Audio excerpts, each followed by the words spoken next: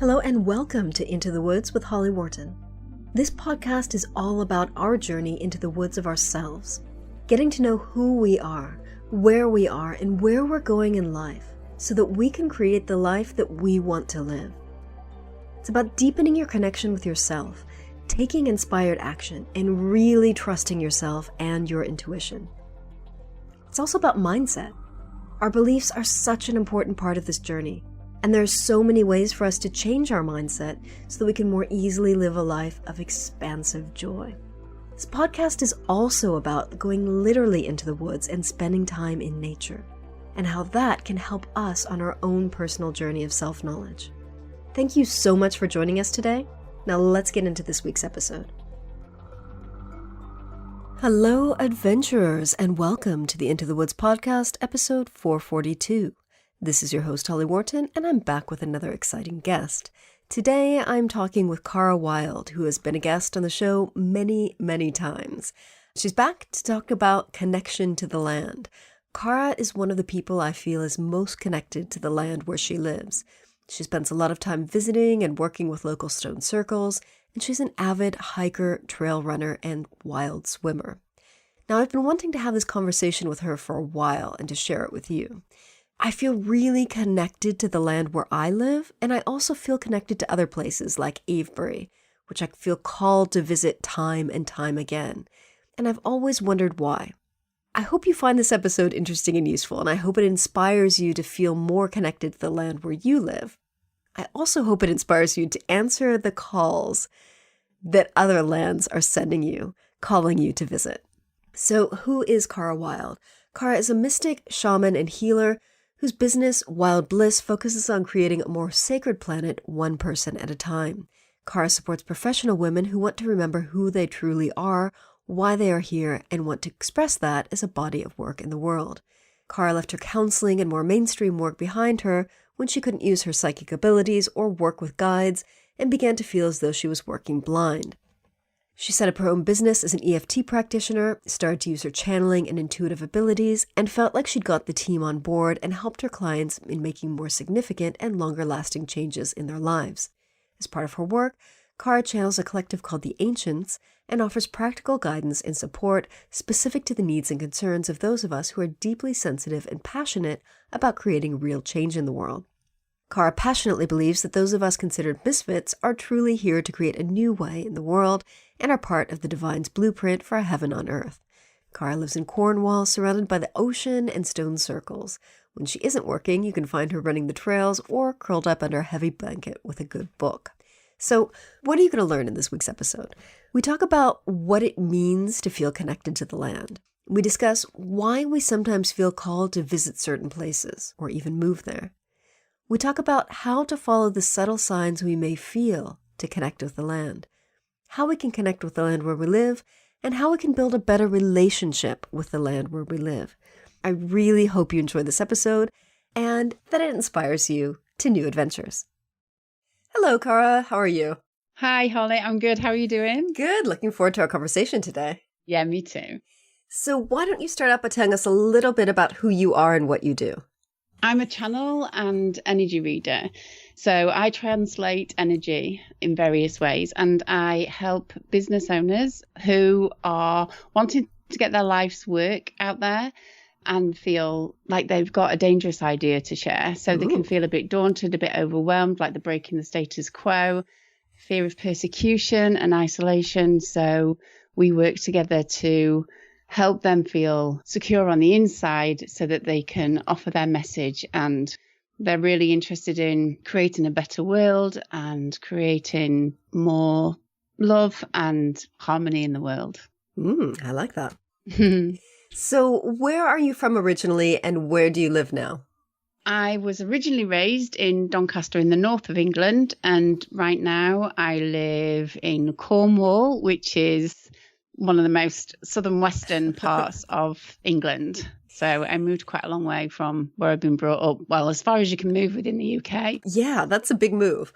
Big climate change as well. I mean, different. Yeah. It's a lot more tropical down here, and just plants are different, and yeah, very different. So what made you move to Cornwall rather than somewhere else? Well, It was the ocean, really. Yeah. I really just wanted to live by the ocean. I always have done. So when I was looking for somewhere kind of more rural to bring the kids up, being able to raise them rurally in a place surrounded by water, that's why I moved. But actually, when I looked back, that's what I thought I'd moved. But I think I'd already made a connection here because we used to come on holiday a lot when I was younger. So I think I'd already started, like, some of this place felt familiar. You know, my energies were here from good memories when I was younger, but it was predominantly the ocean, really. So why do you think the ocean was calling you so much? Well, that's a good question. I think at that time in my life, I really needed some healing, really needed some intense healing. And it's quite well known for empaths that living around water, being in water is very healing, very calming for the nervous system. So I think that was a big part of it. And I think it's just my element a lot of the time.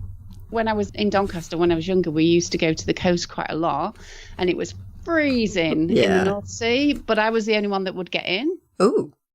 And I would stay in for ages until I was blue coming out. And my friends call me mermaid. I just think it's one of the elements that I love the most. I think that's really interesting that you say that, because I remember loving water as a kid. I mean, I remember not going in the sea so much because the Pacific is really cold, but going to swimming pools. Like where my grandma lived, there was a swimming pool, and I would stay in there all day long. Like I would come in for lunch and I would go back, and then I'd come in for dinner and they wouldn't let me go back, but like, because it was closed by then. But I loved it. I couldn't get enough of it. And I feel like I've lost that connection. And I don't know. But yeah, it is.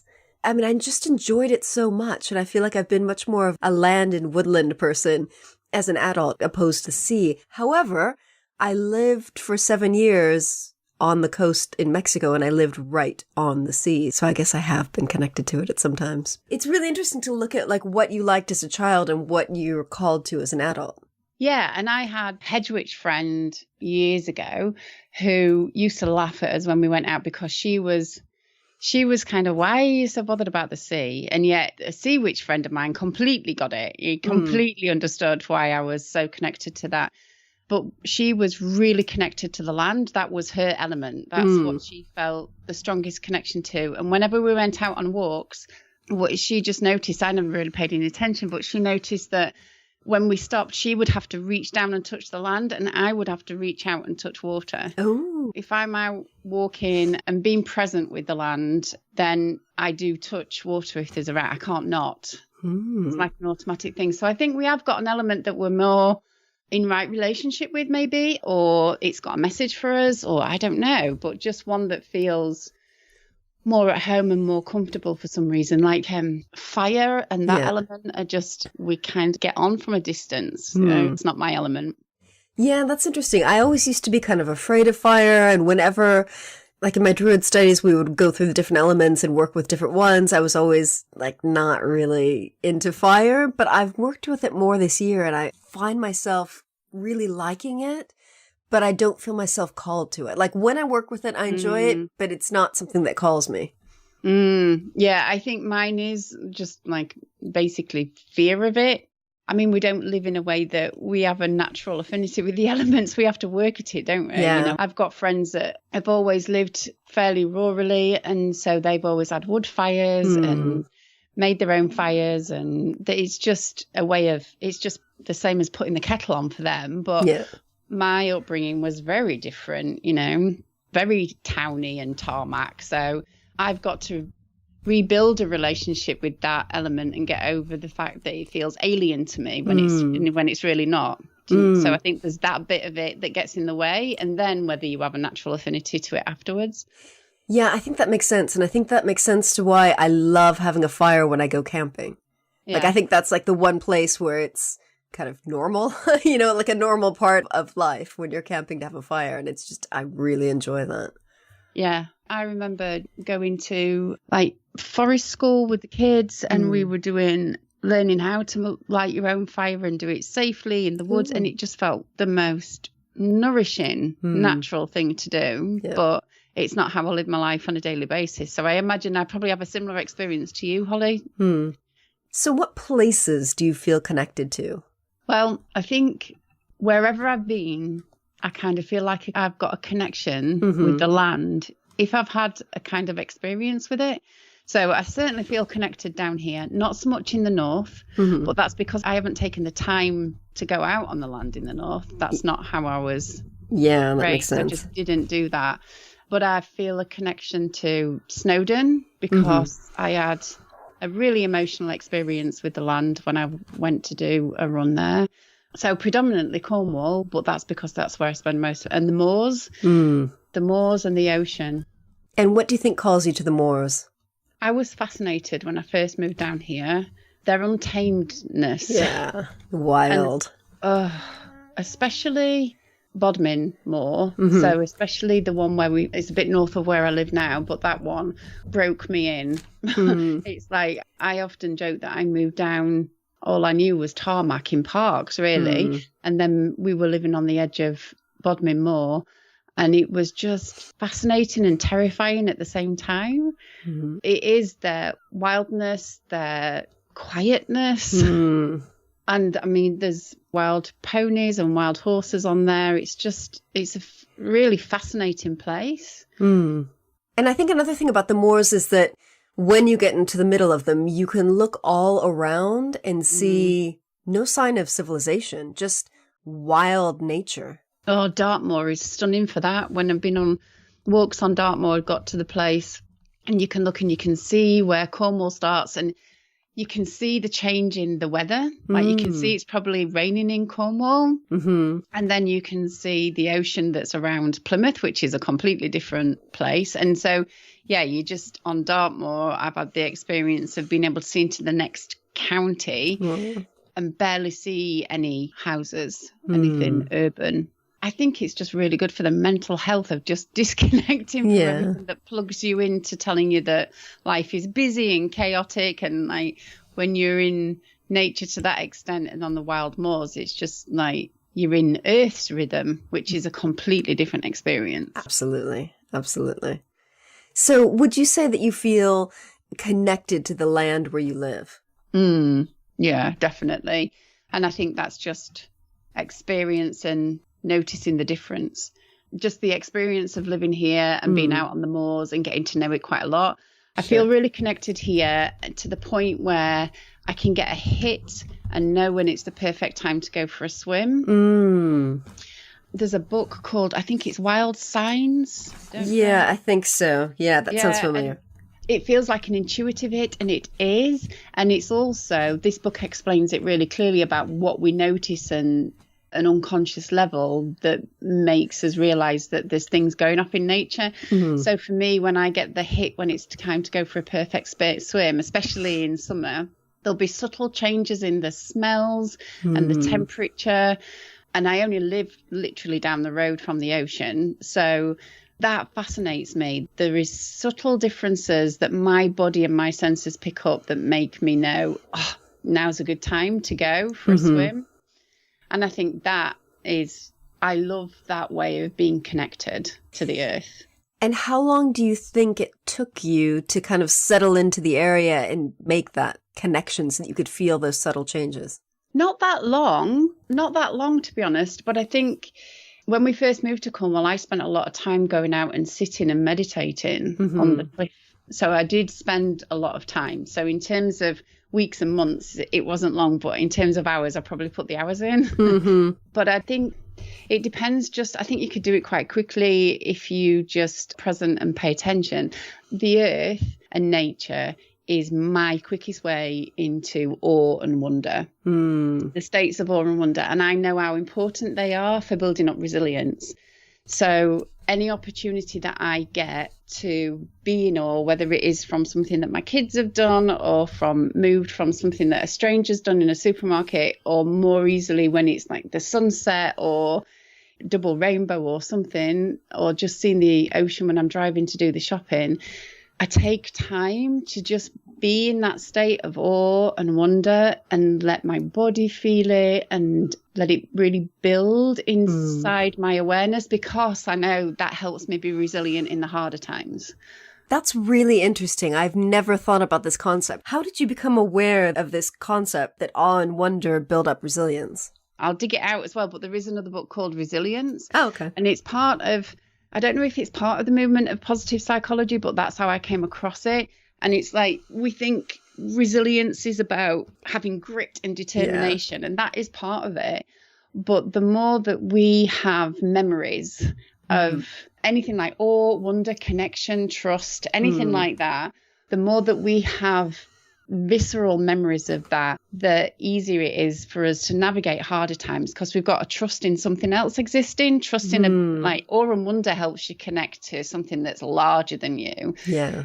So does that make sense? Yeah, it does. And I like the fact that you give yourself permission to kind of pause and really feel the feelings when you realize that you're experiencing that state. Yeah. So it like fills you up. Yeah. And I teach my kids to do that, get on the nerves. Well, but at least you're planting the seeds. They might not enjoy it now, but at least they'll know about the concept. So in addition to the land where you live, do you also feel called to visit other places? Yeah, I do. Like, I've got a bucket list. I feel really called to places in the UK at the moment. That's probably my unconscious is doing me a favour because of COVID. But mountains really, really call me. I don't know.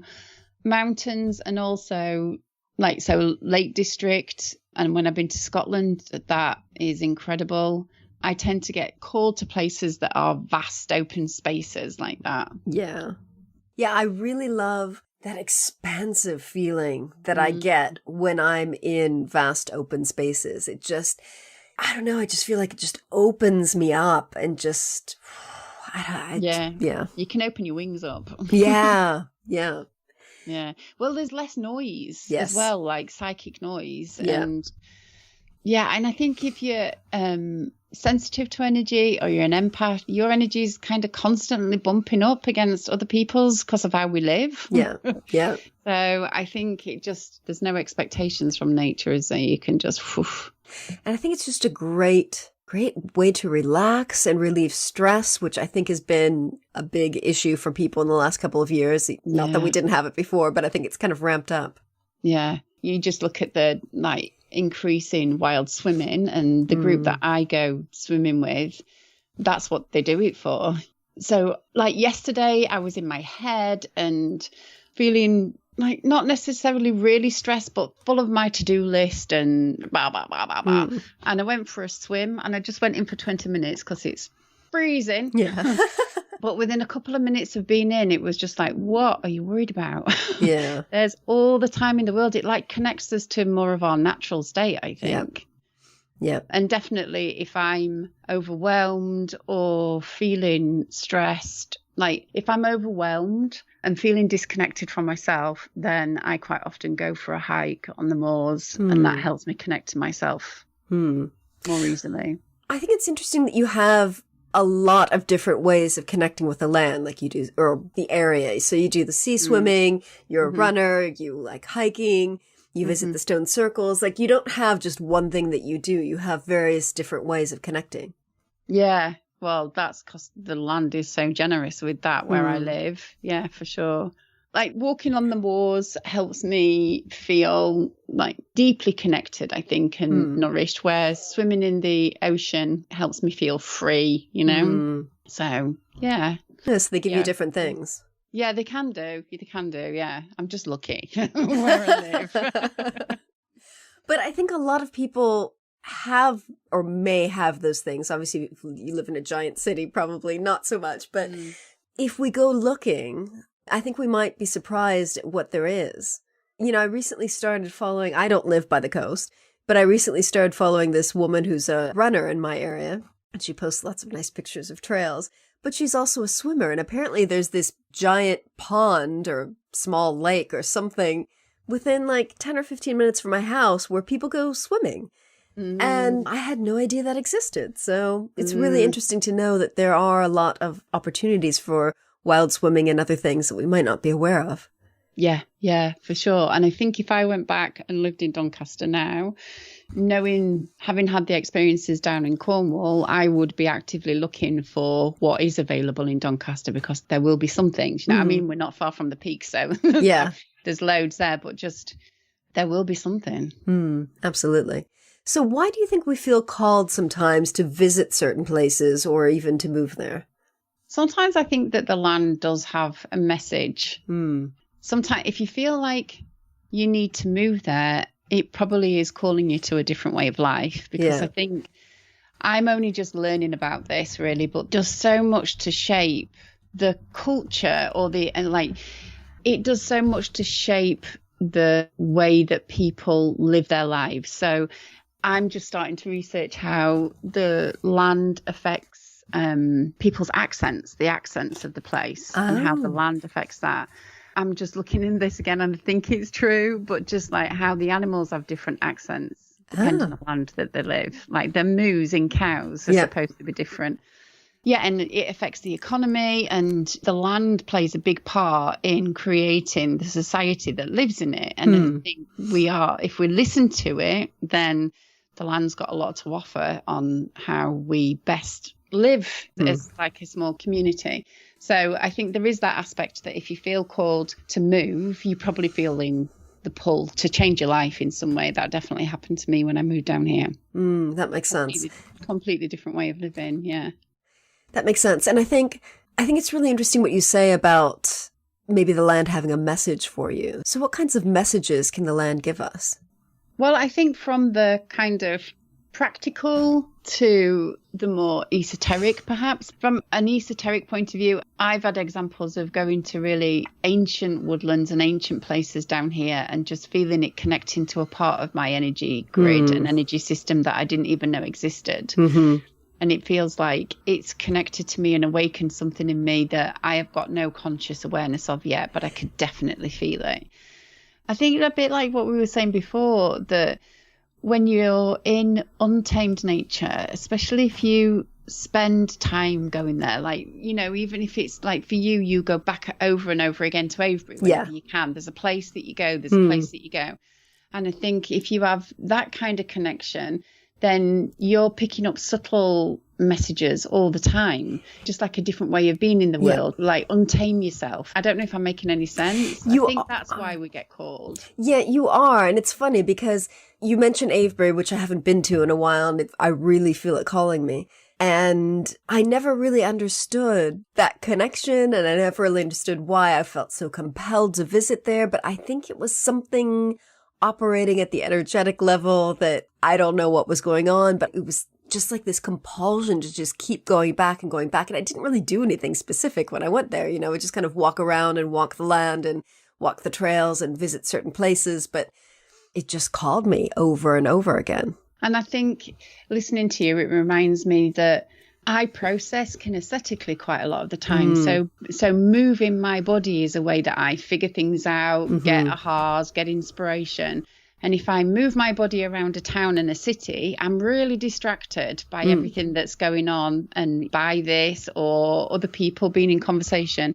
And I also, if I'm just going to familiar places, then your environment helps you keep certain habits, or your environment feeds back who you think you are. So, like if working with people with addictions, one of the first things that you do is take them out of the environment. Because when you're changing habits, your environment is just a reinforcer. You'll look and you'll see certain things and it'll trigger at an unconscious level. I can't think of the word. Like a lot of different behaviors. Yeah, that makes sense. So it'll trigger that. And then, so if you are being called to a place and going out of your usual environment, you'll be changing habits, you'll be thinking differently, but you won't even notice it. Yeah. So I think that's part of why the land calls us, is it's trying to help us reconnect to our authentic nature rather than our conditioned self. Massively. That's the biggest gift I think nature's got for us. Yeah, I agree. And I think that's something that we don't think about. And I think it's something that often happens at a level that we're not always aware of. But it is absolutely life-changing. And it's certainly helped me become more aligned with myself. Yeah, yeah. So how can people connect with the land where they live? Well, I think remembering that you're never really disconnected from the land and from Earth. It's like we are part of it. Like very bodies are made from the same components as the Earth and the stars. And so we are always connected. We're always affected by it. Whether we're conscious of that or not is a different thing. So I think it depends where you live, but I would start off by saying that, you know, like right now, as you're listening to this podcast or me and you are talking, then just being aware that like underneath us is the earth, you know, that's underneath the tarmac, underneath the floorboards, underneath that earth, and we are connected. And then take a few moments out of your day to notice the flowers and the fauna, you know, and the, like your animals and the weather, just to get out of your head. So there's ways that even if you live in a highly populated city area, you can do that. And then I think when I lived in Doncaster and I didn't have much access to nature, there was a tree that I was used to go to, and it was a willow tree. So I'd be pushing the kids in the pushchairs on this like tarmacked park, but go and sit next to a tree and just compose myself and kind of talk to the tree, even though I didn't know what I was doing. And so there might be a special place that you feel called to as well. Yeah. Yeah, and I think it's paying attention to those callings and answering them by visiting those places and going there. Yeah, and with no pressure on yourself to have any particular experience. For me, just sitting under that willow tree, just because it was an extremely stressful time in my life, and it just kind of gave me a bit of peace. It felt like just a bit of peace. And then a friend of mine who works with trees tells me that there is usually a tree that wants to connect with us from birth anyway. So, but yeah, I think that's a good point, that if you do feel an impulse to go somewhere, to go on a day trip, to go walking or go hiking or even explore the moors, to trust it and follow it. And I was terrified. You know, like right now, I will go out running or walking just about anywhere around here, and there's loads of places that I've not discovered and I get lost all the time. But I didn't do that when I first moved down here. I just got out the car and thought, where the hell are all the signposts? Like, I couldn't believe there weren't any signposts on Bodmin Moor. I mean, it's hilarious looking back, but I was just like, freaking hell, how do you find your way? How do you know? And so I was really scared. I used to leave the car unlocked. At one point, I even used to leave the door open in case I got chased by a bull and I had to get inside really quickly. Wow. I was like not a natural nature girl at all. But then I just started exploring it tentatively and then met some people that could help me understand it a little bit more, and just read around it and just got more experienced and made some mistakes. And so don't think that if you have a natural affinity to the land that it's going to feel easy to do, you know, like I was really scared. So, but if you feel that calling, I'd go for it. Yeah, and I think it's really important what you said was that you found some locals to hang out with and they taught you things. Yeah, that was the pagan group that you've heard me talk about before. Yeah. And so they knew, I was out at midnight in pitch black and I wouldn't do that on my own. Yeah. You know, I needed people that knew what they were doing and it's just like they felt like an ownership of their land. Yeah. They felt like it was not a human being's business where they went. So we wouldn't necessarily pay attention to all the rules that are human made, you know, and that if their idea and their opinion was, if the land calls you, you go. Ooh. That's it. Like, and if you feel drawn to a piece of the land, it's probably because spirit needs you to do something or the land needs you to do something. So you just go. So we would be casting circles in quarries and things because that was just the right alignment. And then that taught me a lot watching them. So I think that's really interesting what you said about how the land needs you to do something there. Yeah. So could you expand on that? Like what kinds of things might the land need us to do?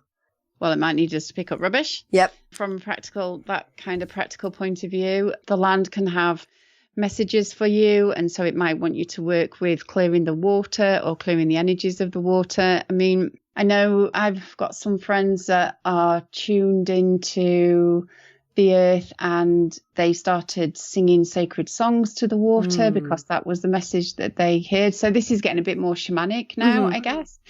So let me give you some more examples. So where I live is like a lot of old tin mines, and there's been a lot of damage done to the earth, and there's been a lot of accidents down there, and human beings lost their lives and things. So there's a lot of trauma in the earth around here. And I got the message that the land wanted some help with that, some energetic clearing with that. And I asked an online group that I'm connected with, whoever wanted to be involved, and I put a day to one side to do it, and felt all their energies come in, all their guides' energies come in. And I spent the day working with what I was picking up psychically and energetically, and clearing, I don't know how to describe it. We normally say negativity, but just clearing trauma, helping the earth process trauma. So that's one of the ways. Oh, I like that. I'm doing my advanced shamanic healing apprenticeship next year, and one of the things that we're doing is land healing. And I cannot wait to do that. That's something I've been wanting to learn for years, and I'm super excited about it. Yeah, no, it sounds really good. And I know people that can, have cleared land where there's been disease that have affected horses. And so they've cleared the land and the disease is gone. I think there's so much that we can do when we work with the land, kind of clearing it up from what human beings have done a bit, really. Yeah. I love that. So are there any other ways that we can build a better relationship with the land where we live? I really liked what you said about the beginning about how you spent time meditating on the cliffs. Yeah, I did. I think being out in it and noticing it, being an appreciation with it, other people, this is one area that I don't do very well and could do more. But I think when you eat locally, like I say, I don't do this, so I'm not telling everybody to do this because it's the right thing to do. But when you eat local produce, I think that has a big difference. That's more of the next step for me. Yeah. We've got community farms down here that offer organic vegetables from the land that around where I live. I think that can be really important. I think I notice that people that make food from scratch have a different connection with the earth. Yeah. So there are practical ways of bringing in that connection and just highlighting that connection. I know I remember reading years and years and years ago this spiritual teacher who'd been on a shamanic journey, and where they kind of tell you to go off into the wilderness and come find your way back. Yeah, like a vision quest. Yeah. So she did a vision quest, and she was at a point where she was really thirsty and starting to panic that she won't find her way home. And she was meditating to regain her composure. And she suddenly realized, everything that we need and have comes from the earth in some way. Everything. Yep. And it was just like, whoa. Yeah. Like the earth provides everything. So I think the remembering that is kind of like a bit of a mental starting place. And then if you want to develop more of a conscious relationship with the earth, then trust your instincts and trust your inspirations and impulses of what you want to do. But cooking, I think, is a really easy way of doing it. Yeah, absolutely. We talk about, growing your own food, but like you could start by just growing some herbs or some, maybe just one type of vegetable or something. Like you don't need to build like a whole garden in your backyard, but just growing some part of your food can be really, really nourishing. Like mentally, physically, spiritually. Yeah. And I've got quite a few friends who do that. I keep my kids alive. I'm not so good with plants, but I have got a couple of plants that I just feel, I feel really tender towards them and really like take care of them. And I think growing my own things might be the next step for me. When I've gone round to friends, this is another sign. I think I've gone round to friends who have got allotments, or I burst into tears. I don't just burst into tears when I see it. And it's all, the way that they live is all really deeply connected with the land. And so I think if you feel moved by something that you see other people do, it's because you want more of it in your life. Yes. I love that. I have a friend who lives in the middle of London and has an allotment, fairly decent sized one. And she grows most of her food there, and she spends a lot of time there. Like they've got a little greenhouse, and I think she just hangs out there sometimes, after working on the allotment. I remember going to visit it with her, and I just loved it. Like, I don't have the time to devote to that, but it just really called to me. Maybe that's in my future. It just felt so attractive to have that spot of land where you can grow things and then like hang out. I don't know. Yeah, I know. And I mean, when I was really little and we lived in Doncaster, my granddad had an allotment. I remember like being surrounded by the smell of boiled beetroot and, you know, it was just, in the north, it was very much a way of life. Yeah. Yeah, and I was very lucky as well. My parents, when I was very little, grew all their own vegetables. So that was just the norm. Yeah. Well, thank you so much for talking about connecting with the land. I think you're one of the people that I feel is most connected with the land where you live. I love hearing about all of your adventures with stone circles and the water and the trails and everything. So I've been wanting to have this conversation with you for a while. Oh, thank you for that. Yeah, it always makes me laugh when people say you are so earthy and Mother Earth, because I spent so much of the beginning of my life just completely disconnected from, you know, physical reality when the star seeds kind of say, let me go home. Yeah. But connecting with the land has helped me realize that we belong here now. That's what we're here for. Yeah. No, thanks for having me. I've really enjoyed it. Oh, thank you. So where can people find you online and learn more about what you do? Yeah, so they can find me at carawilde.com and I'm on Instagram is probably the best place to follow me, especially if you want to see pictures of stone circles and nature. I share most of that there, and it's Wild Cara. Nice. All right. Well, thank you so much. You're welcome. Take care, Holly. Bye. Bye. Please drop me a line and let me know what you thought of this week's episode. You can email me at holly@hollywharton.com or find me online and get in touch there. If you enjoyed this episode, you might want to check out these related episodes. 421, I talk with Cara again about ventures with stone circles. 363, I discuss visiting sacred sites, spiritual places to visit, and that has a downloadable transcript. Episode 312, I speak with Ava Linkenek about animism, how to open up to new ways of connecting with the world. That also has a downloadable transcript. 303 is a solo show. I discuss how to open up new ways of connecting with the world. That also has a transcript. And 302, Cara Wilde and I discuss how to increase the joy in your life by connecting with nature. Again, that has a transcript. So if you don't have time, or if you don't feel like listening, or if you just want to read, you've got transcripts for a lot of those episodes. So thank you so much for listening. And remember to visit hollywharton.com/442 for the show notes on this episode. And happy trails to you. Thanks so much for listening to Into the Woods with Holly Wharton. You can find more information about today's episode, including links for topics that were discussed, at hollywharton.com. That's HOLLYWORTON.com. If you'd like to connect with other listeners and get support on your journey, I would love for you to join my private community on Patreon. That's patreon.com/Holly Wharton. That's patreon.com/Holly Wharton. Thank you so much for listening, and I look forward to seeing you next week.